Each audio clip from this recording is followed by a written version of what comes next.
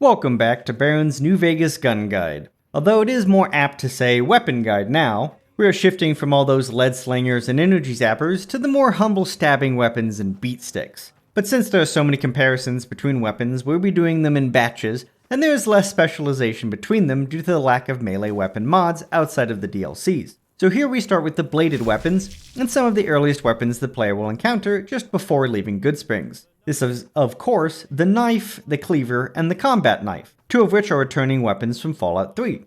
But before we get into the slicey and dicey of their stats, we can go over the history of some of very familiar faces, but not quite the ancient history of flint, chert, and obsidian, which, while extremely sharp, do not have the strength and certainty of steel. Now, the knife is a very common weapon, and is nothing but a normal chef's knife or kitchen knife. Obviously, the idea of a knife is prehistoric, as it evolved from slivered stones, and as the ages of humanity developed, man always needed something sharper and harder, until we get to the modern era where chef's knives are made out of stainless or high carbon steel. There are three places that originated the chef's knife, commonly accepted at least: Germany, Japan, and of course France. The modern era of chef's knives started in 1731 with the beginnings of modern manufacturing for chef's knives. But in the medieval era it is more common that daggers took the place of knives, especially travelers at least when they could afford it, or had access to cutlery that just wasn't wooden. But as iron then steel got cheaper and easier to make, the practice of more formal cooking spread with obvious French influences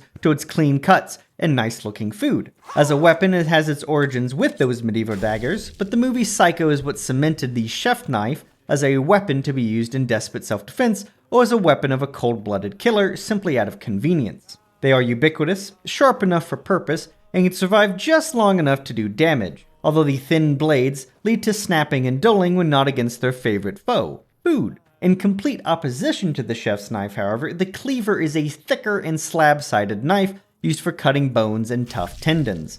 The origin of the cleaver is the same as the chef's knife, although it was the midpoint between the axe and the knife, but wasn't common in the Western world for a while, as the world around usually called for having either tool available. So while the humble hatchet served its purpose in the preparation and cutting of thicker pieces of meat, it was still by and large a very imprecise activity. But in the East, with an overabundance of iron and appetites for all sorts of meat, the Chinese started development on what would become a cultural staple. They, like everyone else, used stones first as their cleavers, but around 1,000 years from Rome, the Chinese developed their bronze cleavers, which served them until the Han Dynasty, which they used a ubiquitous iron to develop the modern idea of a meat cleaver. It wasn't until the 17th century in France that the Western meat cleaver was developed with a dip in the top of the blade to better rock the blade back and forth to cut through knuckles and such. The ones in the Mojave and in most homes are the Chinese style, but unlike the chef's knives, these blades can tear someone up and are known weapons for the triads for delivering their killings. They are more effective weapons, but not as much as the final of this trio, the combat knife, which, as the name implies, is a knife intended for combat and survival, based on the graphic of the combat knife from Fallout 1, 2, and Tactics, which itself is almost exactly the knife that Rambo uses in the movie First Blood, which itself is a modification on the famous K-bar knife. Derived from daggers, the modern combat knife have been made to provide the most amount of utility and long-standing durability. While most blades in the World War period were double-edged blades, being just bigger stilettos, the K-bar, especially the survivalist K-bar, is something that has been in use since 1942. A wrapped grip with a cross guard that shields the hand, while the larger single-edged knife starts thick at the top and goes to a stout edge on the bottom. A saw-tooth edge is cut on the top, right before the tip, which dips to form a strong tip with double edges. The sharp point still provides armor-penetrating capability, while the flat top and single edge allows for more leverage and utility, like the Tanto of Japan. Now, the key feature in-game is that melee weapons are unique in that they have a special VATS attack that changes the VATS cost when the player reaches 50 melee weapon skill, and it changes the damage in usually the same direction. So some have cheaper attacks for less damage, but can let you fit in another attack in VATS. Additionally, VATS doubles melee damage except for thrown weapons. So starting with the kitchen knife, this beginning piece of gear does 8 damage with each slice, at a rate of 3 slices per second, making a DPS of 24. It has a crit multiplier of ×1 and does 8 extra damage. It takes 20 AP to swing it in VATS for 16 damage, or 24 on a critical hit. The special attack, called Backslash, only does 11.2 damage, which is a 30% reduction while costing 16 AP, which is only a 20% reduction. The backslash will also always be performed in real time if you power attack while moving backwards, and you don't need 50 weapon skill to accomplish this. The efficiency of VATS is 0.7 and 0.6 damage per AP, respectively. And of course, a power attack is done by holding the attack button and serves to break enemies' guard, which increases their DT by 5, plus 30% of the NPC's weapon or unarmed skill. Additionally, it causes a stagger where the attacker becomes open to attacks for several seconds. Only NPCs get staggered, but all melee weapons can be blocked.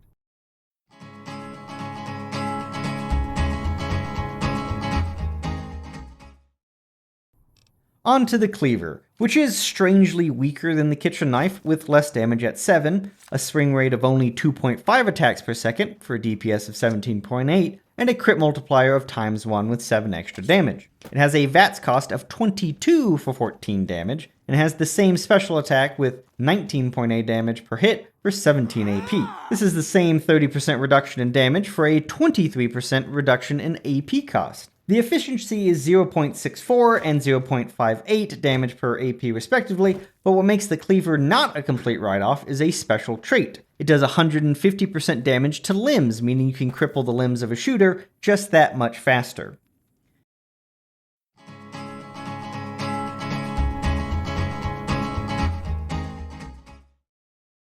And finally we get to the combat knife, which has the most damage to be gained from perks as well, and comes in at above all the other blades. At 15 damage per attack and 3.2 slices per second, it has a DPS of 48.5, double that of the knife. But it also has a crit multiplier of ×2 with 15 extra damage, meaning that it will crit a lot more times like a laser weapon. It is also the cheapest in VATS at 17 AP for 30 damage, and the backslash is a 30% reduction in damage at 21, with an 18% reduction in VATS cost at 14 AP.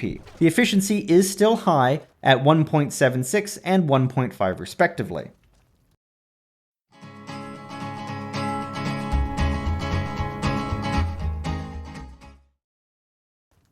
Moving on to requirements, the kitchen knife and cleaver share the same 0 skill requirements, with the kitchen knife weighing 1 while the cleaver weighs 2, which is the same as their respective strength requirements. The combat knife, however, needs a strength of 3 and a skill of 50 to use, making it the logical second step in the slasher's arsenal.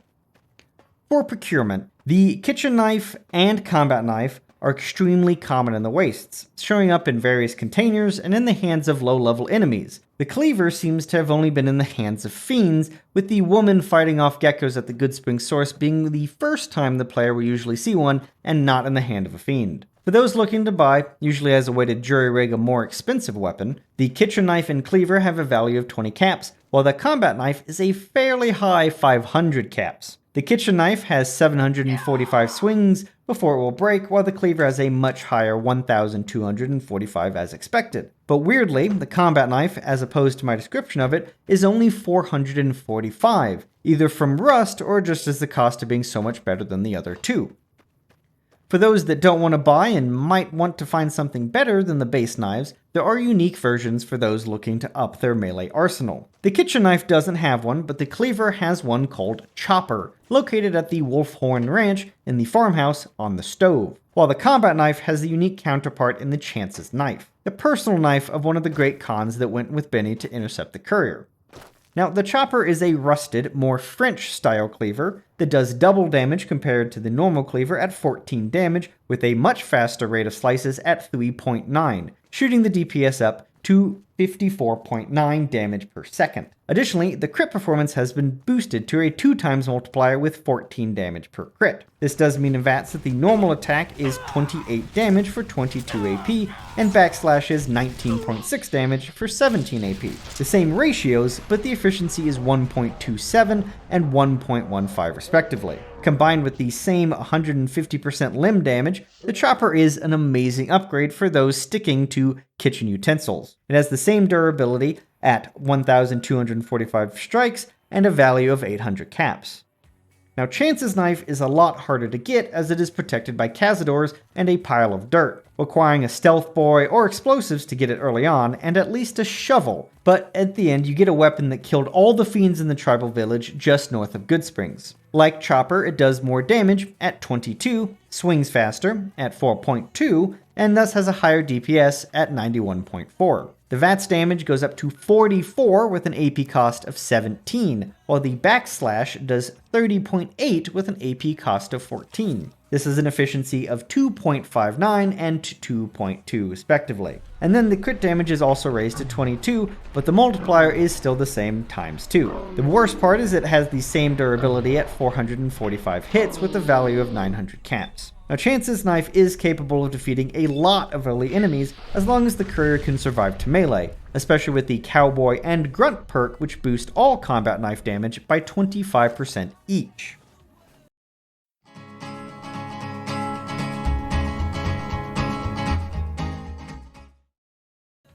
The conclusion then for these blades is simple. They are the start of a slasher's playthrough, with the combat knife being a solid mid-game weapon. But Chance's knife is so good that it can make a playthrough all by itself. At least whenever you get to the later weapons, it is relegated as a side weapon. When combined with crit raising items, Chance's knife can slice through high level enemies in a second.